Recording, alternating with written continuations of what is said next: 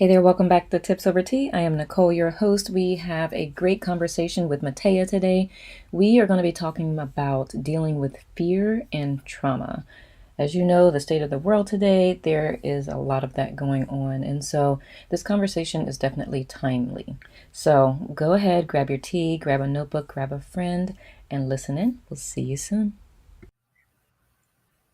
Hello, everyone. Welcome back to Tips Over Tea. I'm excited to introduce you to Mateja today. We're going to be talking about dealing with fear and trauma, and she's going to share some beautiful tips. Mateja, thank you so much for joining me today. Oh, it's my pleasure. Thank Awesome. you for having me. My pleasure. So let's hop right into it because 30 minutes goes really fast. And tell us a little bit about how you started down this road to help people with this. I really think I was born to do this. It's really is my calling. And basically I am from Slovenia. Mhm. And I, in this part of the world like we're experiencing right now, it's been a lot of uh, difficult times and wars and trauma and addictions, Mhm. right? So I grew up 1968, and I grew up in a abusive home Mhm. because there was trauma. There's actually multi-generational trauma.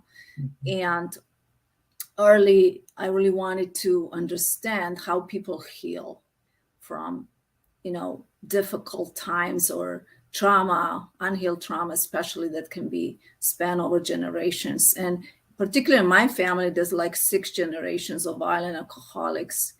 And my mom had her own trauma, but she didn't have resources Yeah. or tools to really heal that trauma. So unfortunately, I became a scapegoat in that situation. And, being older now, I can understand a lot of things, but this really affected all my life. And I actually, when I was back home, I got my degree in English and education. And then I got married. My ex-husband is American, and that's how I came here. And soon after that, I had a degree in English and education. I didn't want to teach.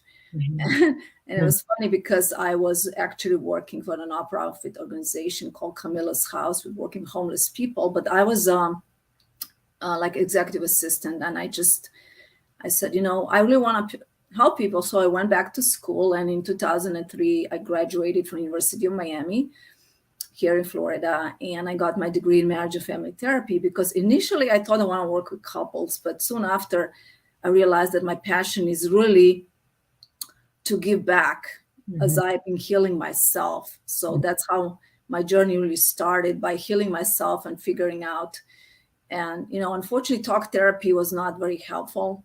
Yeah. In my case, like my clients as well, right? We need to heal our bodies as well. So my approach is, which I really created over 20 years, Mhm. is very holistic integrated medicine approach, right? And that's how I see and have great success with that. And right now, I think it's so needed that we have the right tools how to manage things that are outside of our control. How do we preserve our peace of mind and joy in challenging times? I mean, going through COVID to this war situation right now in Europe that basically has never happened before since the World War II. Yeah. So I get a lot of my clients who live here, a lot of suffering right now. So I would just like to use this time today to give some tips how we can, somehow manage this situation internally. Yeah.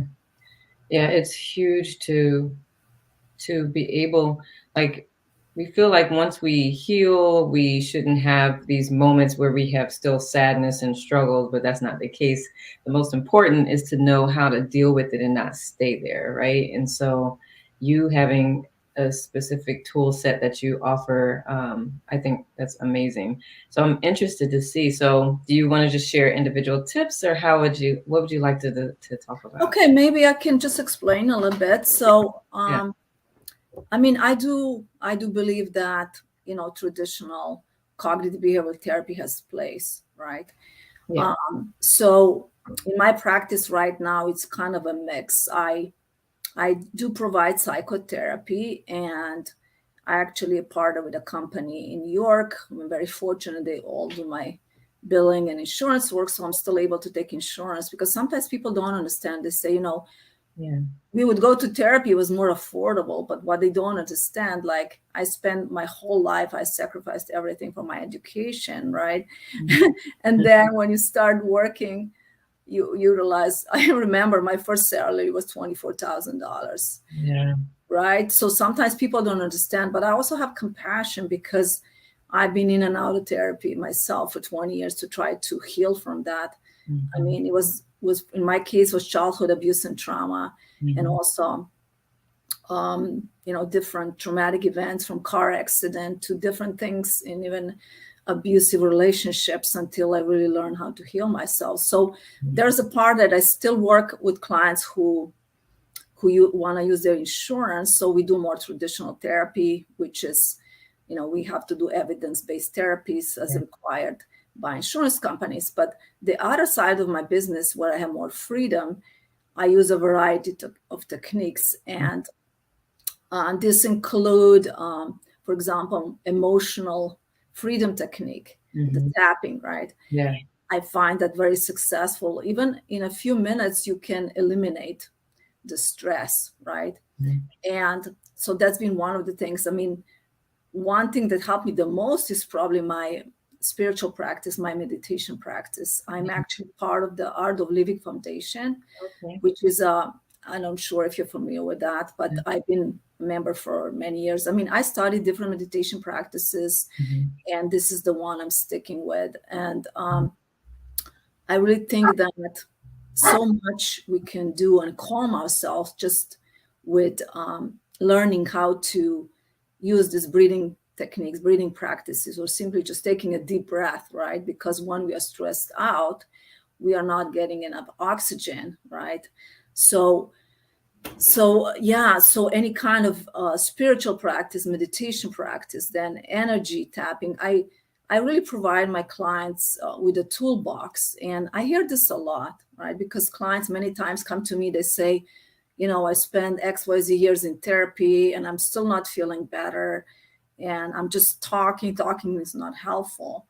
So I'm very kind of down to earth, and I give my clients, homework assignments. It could be as simple as, practicing breathing, or coming up with a list of my accomplishes, my strengths, right? I think it's so important, because we all have that inner critic, right, that puts us down, and we need to catch that and replace that. So in that sense, cognitive behavioral therapy is still helpful, right? And but right now, what I'm mostly excited about is, for example, I even did EMDR for my trauma. And I know EMDR is highly successful, but what I'm finding out in the case of complex PTSD, and by the way, what is complex PTSD? So complex PTSD, the most common situation is when there was a childhood abuse and trauma, right? And as children, we do not have memories. Sometimes we don't have like images or remember things, but our body remembers it, right? So there can be fear and anger or guilt or shame. These are the most common emotions, are like stuck on our cellular level, or even what we know from the study of epigenetics now, that this can be transmuted, embedded through the DNA through generations, right? Yeah. So I'm sure you heard that in your research. Yes. Yeah. And so complex PTSD is really attachment disorder, when we were not able to develop secure attachment to our parents or caregivers, right? So as a result, we only know what we learned. And so, but there's a lot of fears that were too painful or too threatening to even feel and experience these emotions, right? So a lot of my clients learned and survived by repressing emotions, by avoiding situations, right? But unfortunately, it's more like a short-term strategy, because what happens and to give you an idea, sometimes I get clients who, for example, they have chronic pain, right? And they go around doctors, and the doctors can't find anything on MRI, or nothing makes sense. So I had a client who had a childhood trauma. His father, actually his grandfather, had a really major surgery and he passed away. And then the client actually developed the same illness and when he was a teenager, but again, survived by repressing that. And all of a sudden he was 40, all of a sudden he was getting this pain. It was unexplainable, very excruciating pain, right? And then what we figured out, it was really trauma. And obviously I do different techniques, and I don't, especially in case of trauma, what's important to say too, right, is that a lot of times clients were in therapy, let's say talk therapy with therapists who are not probably trained in trauma. And unfortunately, sometimes well-meaning therapists can also do damage because the clients get re-traumatized by sharing this story. So I approach this very differently. Like I said, we work with the body. I mean, recommend doing yoga, breathing practices, right? So we can heal the body and really pay attention to that, right? So that we can heal those stuck emotions. Does this make sense? It does make sense to having to retell your story, because I've been through therapy, right? And I'm through the military, and I had to share my story, and then that doc left, and then another doc came, so I had to share my story again. And I'm like, can y'all just read notes or something? Because this is helping. Right. So yes, I can definitely appreciate finding ways of dealing with trauma that doesn't require bringing it back up. Like how can you process it without having to relive it? So I definitely appreciate that. Yeah, and Bessel van der Kolk, who is a world-known trauma specialist, he talks about this in his book, Body Keeps the Score. It's a good book. Right. I'm glad you read it. And there's some other books, but this is like, it's not a very easy book to read, but I recommend it to my clients. And I explain, I mean, part of the healing from trauma is education to really understand, because our brain really changes, right? And I'm not saying we can heal, and I'm a living proof that you can heal, right? Yeah. However, it requires a lot of patience. So that's why I'm so excited, because, for example, my most successful tool right now is using hypnosis. And actually I've been using hypnosis for stress management for about 20 years. But last year in December, I had the opportunity to finally do my training, because before that was all about my license and traditional therapy. So I finally decided to do this, and we wanted to do for a long time. And this gives me even more tools. To give you an idea, I had a client who had a lifelong phobia of needles, right? And during this time, it's so important, right, what we're going through with COVID. So, and she's like 50, almost 50 years old, and she was scared to go to therapy. And it was amazing. After 6 sessions, she said before she couldn't even look at the needle. And now she's like, I'm actually excited because she has to plan a surgery. So just to give you an idea, and then was another client who was actually fear of spiders. And in one session, lifelong fear of spider was gone. And with trauma, it can take a little bit long time. I mean, it's really hard to say because everybody's different. And it also depends how much they were able to process before, or if they had done any work before. But imagine, instead of maybe 20, 25 years of therapy, we can really accomplish huge healing and relief and acceptance, most of all acceptance, right? That, we can't fix anybody, quote unquote, but we can learn coping skills. We can learn to distinguish, am I really in danger right now? Or is this a trigger? Yeah. How to discern that, and how to become friends with our body and really learn to trust our body, right? So typically I would say with hypnosis, it can take up to 6 months. I mean, again, everybody's different, but just imagine, I mean, initially there's more investment, but imagine, I say to my clients, imagine how much money you would spend in 20 years to go to therapy. And with hypnosis, yes, initially is more investment, but how much time you spend and how much more you can enjoy life, right? I mean, I remember I was constantly hypervigilant, right? Constantly. you don't trust people, you have difficulties in relationship, your health is affected, right? I'm sure you experience that. It really affects everything, right?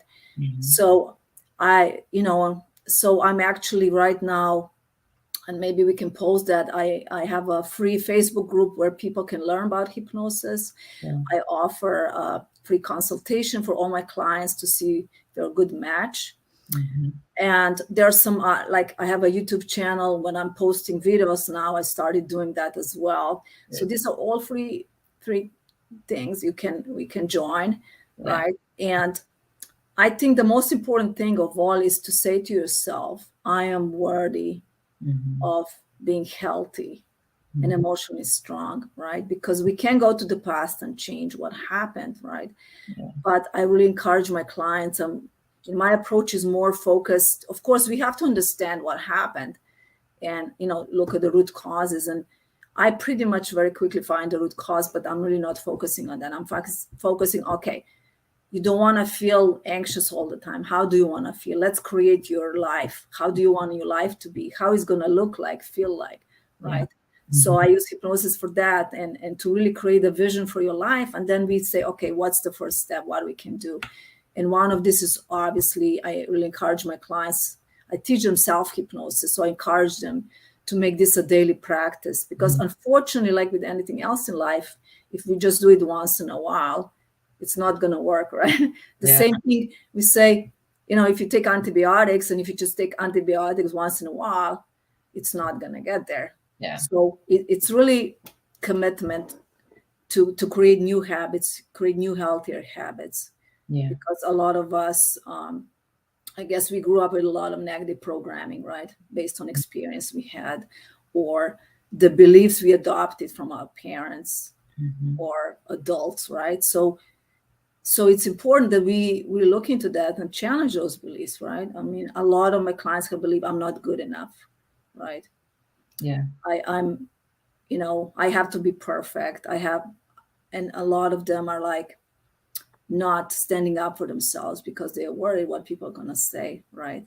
Yeah. And not to mention what we're going through right now. I mean, since I've been here since 97, I mean, I don't usually watch the news. I stay informed, but this is really challenging Yeah. because I think what we need to do besides offering support, donations, educating people, right? We Mhm. need to take care of ourselves and get away from media, Yeah. go outside, Yeah. because fear, focusing on fear and worry doesn't help us Yeah. because then we're going to get sick Yeah. and then we're not going to be able to be there for our loved ones right here, right now, right? Mhm. Um, I mean, it's almost unbelievable, but I also believe in the goodness of people and, having a spiritual practice has been very important. Yeah. And what I'm also doing now, I'm talking to some Ukrainian communities here in Florida Mm. to offer them like a free webinars on stress management. So I think this is a wake up call for the humanity. I mean, it's been going on for a while, but I think this is really a wake up call to realize, right, Yeah. that we are all connected. And it's not like even the Second World War, we were not connected. We didn't have internet, right? Which can be good and bad sometimes, Yeah. right? Yeah. But now the truth comes out, right? The Yeah. truth comes out. And I'm thinking, but what we really need to do is start with where we are with our loved ones at home, like be kind, be compassionate, Yeah. right? Release your past because there's so many traumatized people right now. And if you already have trauma in your life, this is really triggering it. I mean, even happened to me. I what I did was to do meditation like 3 times a day at Yeah. least and go out with my dog. I mean, my dog is great. I have a Westie. He just makes me smile. Mhm. We need to find joy for happiness, Yeah. right? No matter what's going on in our lives. Yeah. I was just thinking that look for things that make you smile, especially when you're feeling like crap. Like, what makes me smile? My puppy makes me smile. Flowers make me smile. Music, Right. dance. Move the body. Sometimes movement helps release things. Doesn't have to be strenuous. Just Right. stretching. Yeah. And eating right and Yeah. Yes. exercising. I mean, I teach my clients there's 7 pillars to health. One is your nutrition, right? I Mhm. mean, we all have moments right now, Yeah. when it's tough times, but generally let's try to eat healthy, right? Try to avoid certain things that are not helpful, like dairy and sugar and a lot of processed food, right? Then Yeah. getting enough sleep. A lot of people are not sleeping, and I Mhm. find that like self-hypnosis is really helpful with that as well. I mean, actually I cured my insomnia, even though the last 2 weeks, honestly, even with that, right? So our goal is to get enough sleep, right? Because when we get enough sleep, we are productive. So I really look at all aspects of life, and then how do we manage stress? Our social activities, which have been a little tough the last couple of years, Yeah. right? But whatever you can do, even if it's for the Zoom, right? Mhm. Zoom has become very popular. Yes. Connecting with other people, Mhm. right? Yeah. So these are all important things, and sense of purpose. And for me, I always say that my suffering is a blessing in disguise, because I think if I didn't go through that, and by the way, I have a book out that I published in 2010, right? That Mhm. it describes my journey, my healing journey. Okay. And then there's another book called Dare to Be Authentic, which is compilation of other authors. So I think we all have a story to share. Yeah. We all have gifts. Yeah. So how can we maintain health and really create those daily habits? And that's what's going to keep us healthy and Yeah. in an emotionally stable state of mind. Yeah, I know sometimes people may feel like I shouldn't be feeling this way, and then they get down on themselves, and it's like, especially if you grew up in an environment that was not very positive, and so that's not normal or natural to you, it's going to take a lot more practice, like doing it on a daily basis throughout the day, just practicing being positive and focusing on the things, like we said, the things that make you smile. So if anyone is discouraged because they fall back down into like not despair, but they just feel sad sometimes. One, is okay to be sad sometimes, but two, if you realize it's like you can't figure out, there's not really anything, you can find something else to focus on, but it just takes practice doing that. Like, Right. And one of the things is too, a lot of us growing up, anger was unacceptable emotion, right? mhm, And I say all emotions are important because our emotions tell us yeah, messaging. our needs being met. Something is off. What's going on here, right? Yeah. So the first step is to acknowledge this is what I'm feeling without judgment. Okay, I'm angry, I'm fearful, I'm anxious, Hmm. right? And I think sometimes sharing that with somebody else, right? Yeah. And then really saying, okay, right, why is this happening right now? I mean, is again, like I said before, is this a response to now? And then we can figure out, what do I want to do with that emotion, right? Hmm. Hmm. I mean, can I let it go? Can I do something else, distract myself, or do I need to speak up Yeah. and to that person when I'm not upset anymore, right? Hmm. So Hmm. that's very important. We are not trying to fix anything, even fear, right? And it's actually interesting. The two fears that we are born with is, I was listening to a lecture by another hypnotist. Her name is Marisa Peer. She's very well known in England. And I don't necessarily I'm not trained in her approach, but there's a lot of similarities there. But she said there's two things, right? The fear of being dropped Hmm. and the fear of not being safe, right? Hmm. And when we grow up in a family that's nurturing, and when we feel secure, right, we can develop that confidence in ourselves and trust in ourselves, right? Yeah. And when we don't, then I actually never felt safe for a long time when I met my husband at 43, Hmm. and obviously doing a lot of healing work. But these are really the only fears, right? Yeah. All other fears are man-made, are based on our experiences. So even in the midst of this horrible situation that's happening right now, I would say, would end with Viktor Frankl, what he says, right? Hmm. Viktor Frankl, I'm sure a lot of people are familiar with that. He was a psychiatrist, Austrian psychiatrist. And by the way, Austria borders Slovenia, right? So to Mhm. give a context, so he was in Auschwitz concentration camp and he survived. And he always speaks about how the last freedom is really the freedom to choose your thoughts and how you perceive the situation, Yeah. right? I Yeah. mean, I think that's so important to consider, right? That Mhm. while we may not have control over what's going on in the world, and not just in Ukraine, in other parts of the world, right? Yeah. Like, there is always wars in our history, Yeah. right?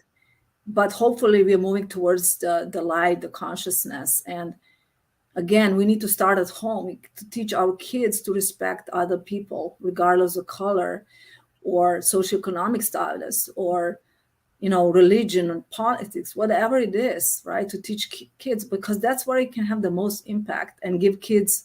I mean, many times now they are doing some techniques in school. They're doing tapping. In some schools, they're teaching people meditation, kids meditation. I think that's so wonderful. Yeah. So I think that would be great if we can all consider that, Mhm. right? To start early in life and right to create a better world by focusing on nonviolence and compassion and respecting people's differences. Yeah. Yeah. It- what I love about that is the ripple effect that could happen if we could just all do that, right? It's just love is so powerful, and it does, like you say, start here. Because when you love yourself, it makes it easier to have compassion and love for people outside of you, right? So, Absolutely. And how we love ourselves is by talking kindly to ourselves. That's why I'm so focused on beliefs, limiting beliefs, to change those beliefs. And then how we treat ourselves, right? mhm, Again, like we talked before, eating right, exercising, right? Staying away from toxic people mhm, when mhm, we can. It's not always possible, yeah, right?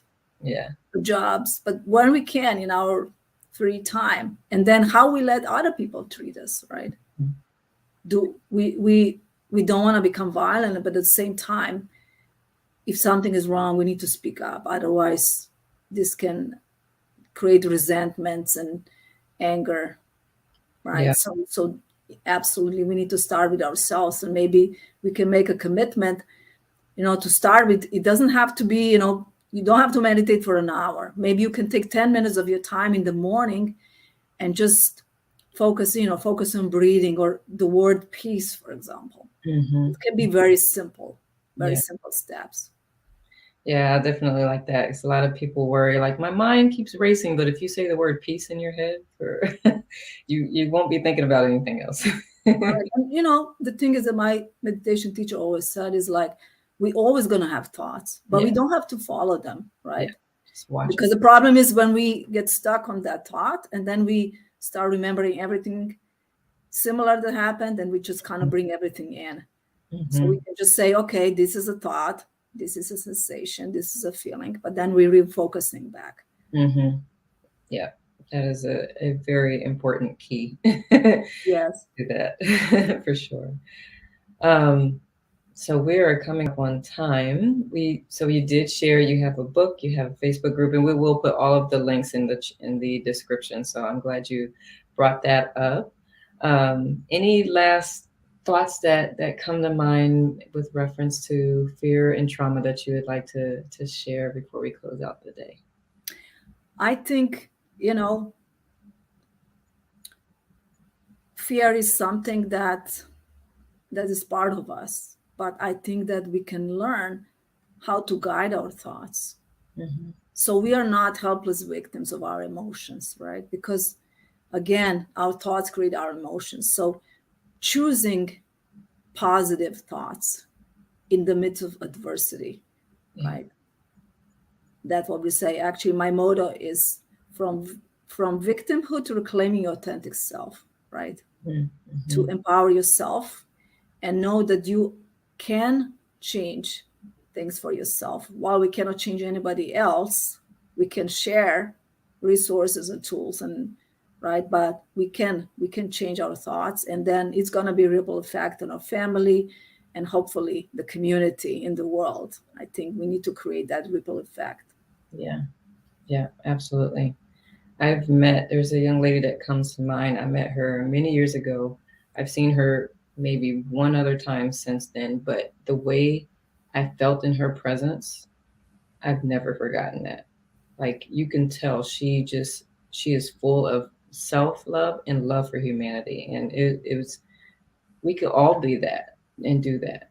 And Yes, it affects people. So I appreciate that you brought that up. absolutely.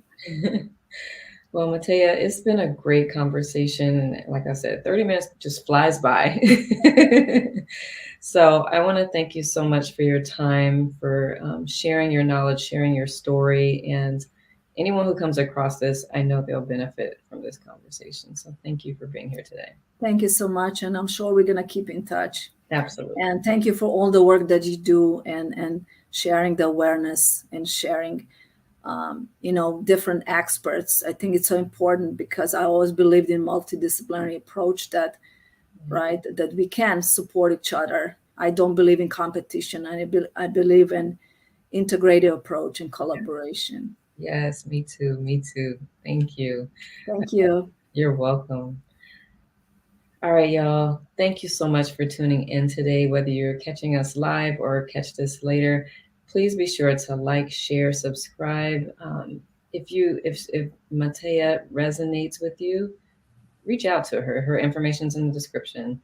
So for now, until then, we'll see you next week. Ciao, everyone.